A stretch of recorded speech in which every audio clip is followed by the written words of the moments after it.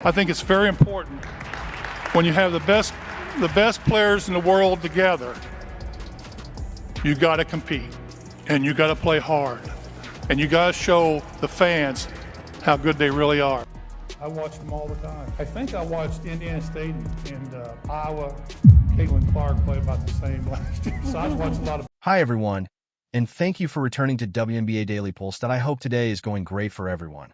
I have another thrilling and fascinating film for you today, and if you're a true fan of Caitlin Clark, you'll want to see it all the way through. Before we begin, please let me know that you are a member of the Clark Update Army by leaving a 100% CC remark below. I adore seeing all the incredible Clark fans in the comments. Let's get right into today's video without wasting any more time. That's how it starts then, not with a press conference, nor with a leaked memo, but in a room so private that not even the janitors knew about it.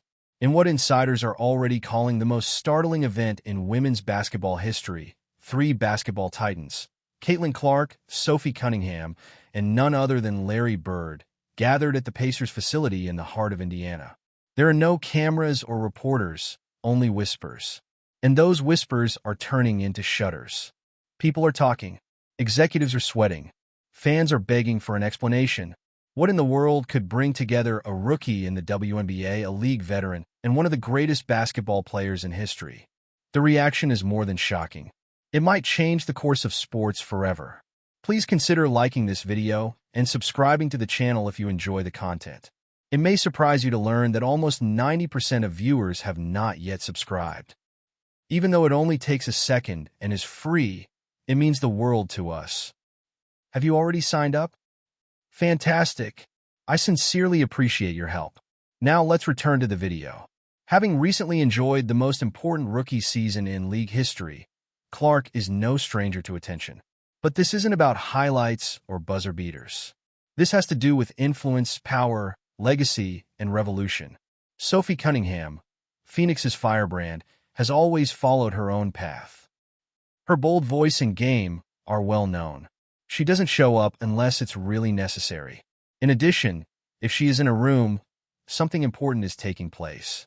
Next is the fabled Larry Bird, the ghost of French Lick. A man who is more than simply a basketball speaker, a man who is basketball. He has also been out of the public eye for a considerable amount of time. Up until now, they have been quiet, distant, and reticent. At that moment, the world of basketball came to a complete halt. When all three of them showed up in the same room, it was more than just a meeting. It sent a message. A massive item is being developed. And this triumvirate is at its core. What might unite these three? What could be so important that it would compel Larry Bird to come out of retirement, bring Cunningham off the sidelines, and position Clark as both a player and a movement leader? Insiders say it's the beginning of the next basketball era. There are speculations regarding everything from mentorship programs to league restructuring.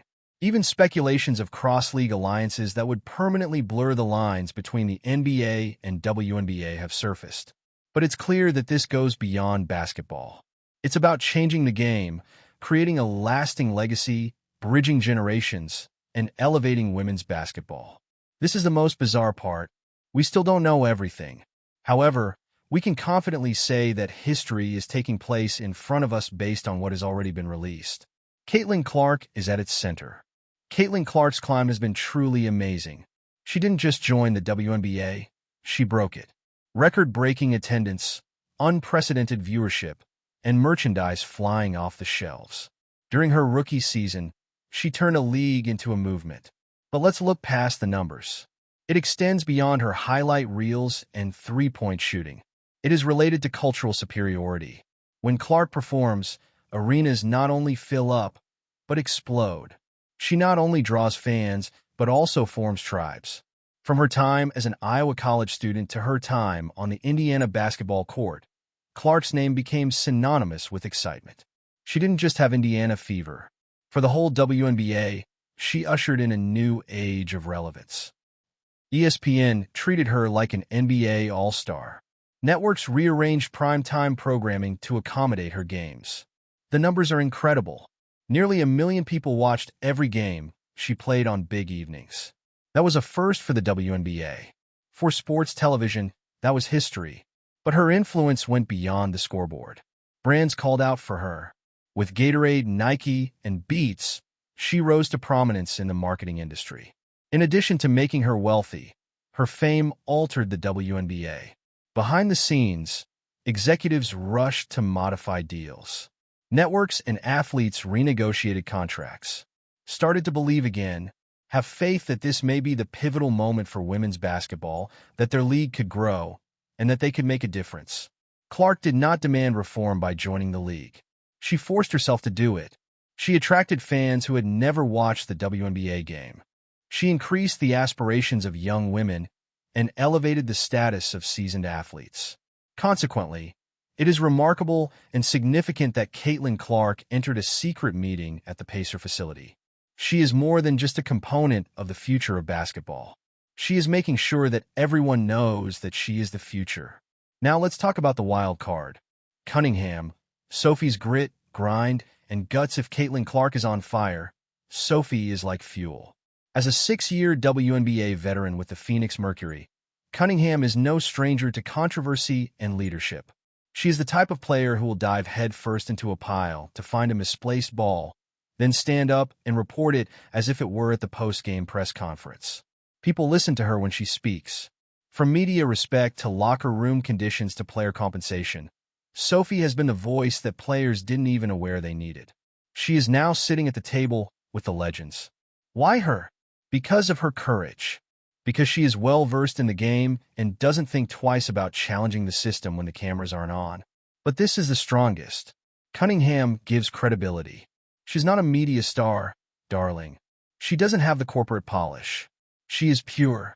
She is sincere. She is also highly esteemed. Therefore, her involvement in this new initiative, whatever it may be, is not fluff. The cause is fire. Her presence demonstrates that this is more than just amusement.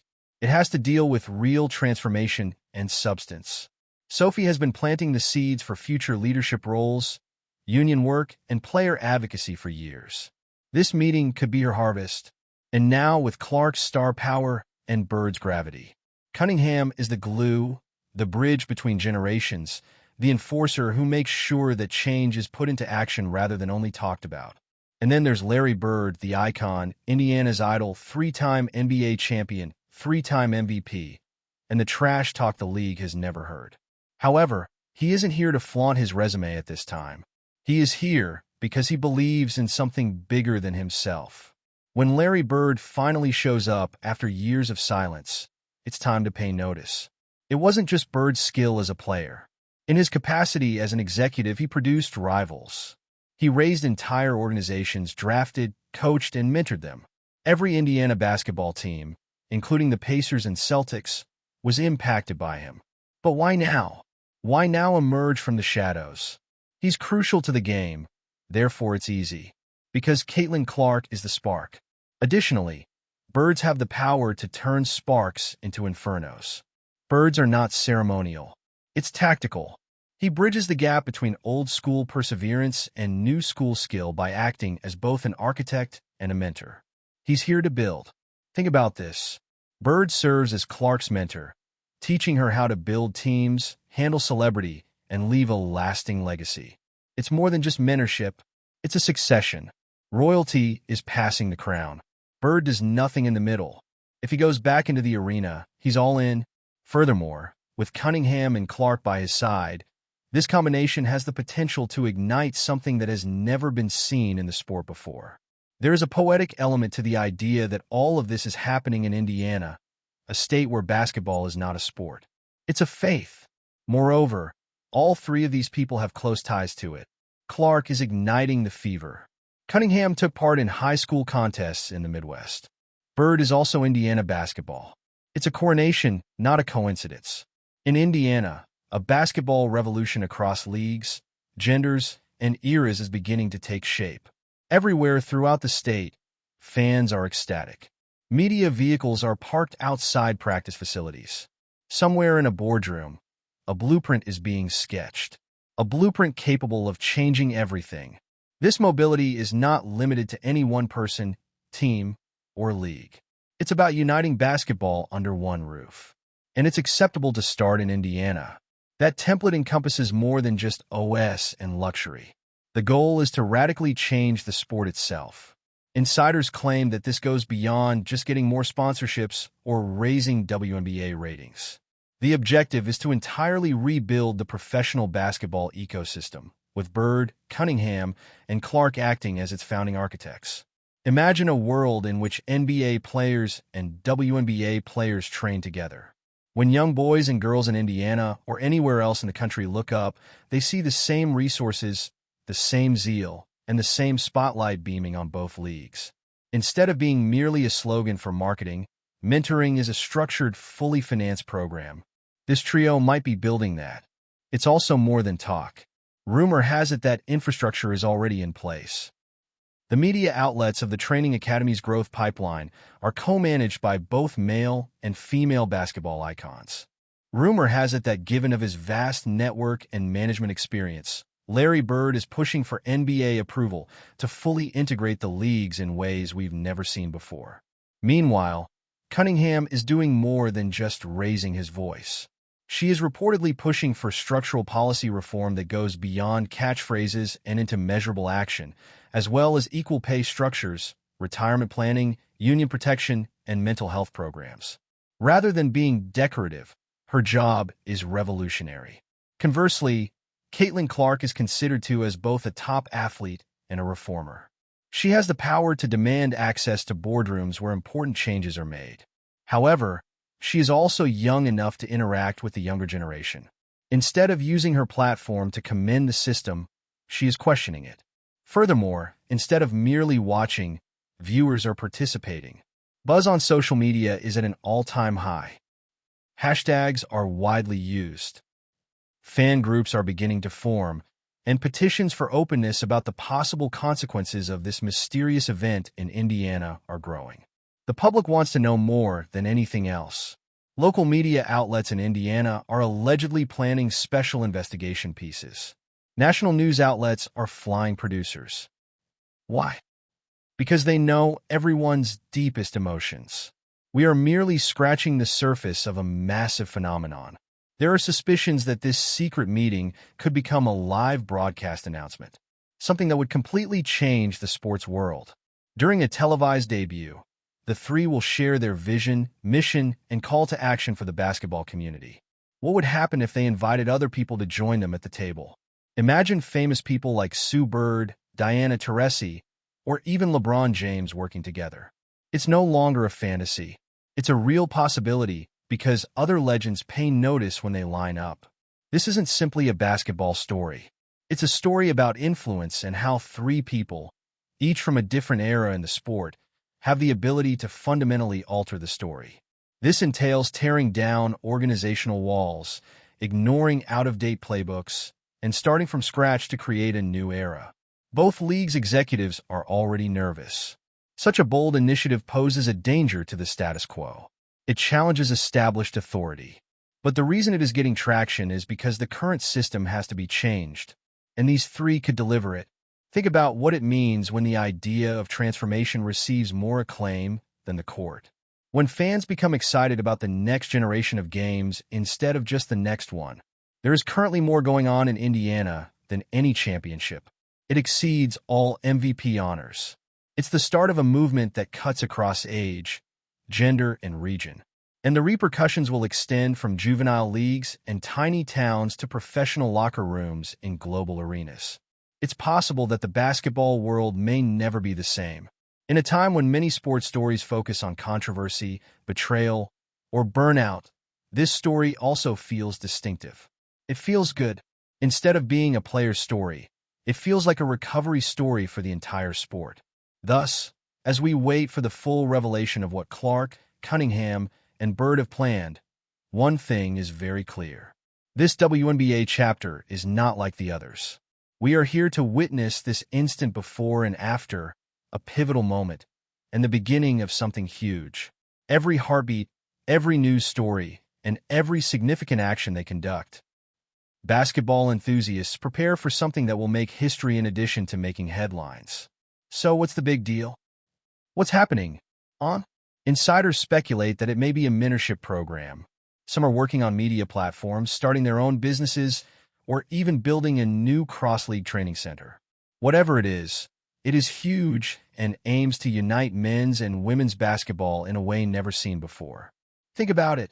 Bird's wisdom, Clark's determination, and Cunningham's enthusiasm all contribute to raising the bar for both genders. We may be in the midst of a full-scale revolution. Player mize, joint media appearances, cross-league workshops, and a unified basketball identity. Additionally, given the already massive amount of media coverage, you can be certain that networks, marketers, and fans will be intently monitoring every move they make. This is not just a partnership, but a call to arms. It's a claim that anyone can play basketball. In front of our eyes, the game is evolving and greatness is being produced. We now ask a question. Are you ready? Are you ready to witness the real-time writing of basketball's future? Because instead of just playing the game, Caitlin Clark is altering its rules. In addition to speaking the truth, Sophie Cunningham is paving the way. Along with Larry Bird, that is, he has returned to construct, not to watch. What follows will stun the entire planet. And we'll be here to give you all the announcements, updates, and ripples from this triumvirate. Click the like button if you're enthusiastic about basketball's future. Post your guesses in a comment. What do you think Cunningham and Clark Bird have planned? Remember to subscribe because we promise that this story is only getting started. Continue to be constrained. The revolution has arrived. Thank you for watching WNBA News.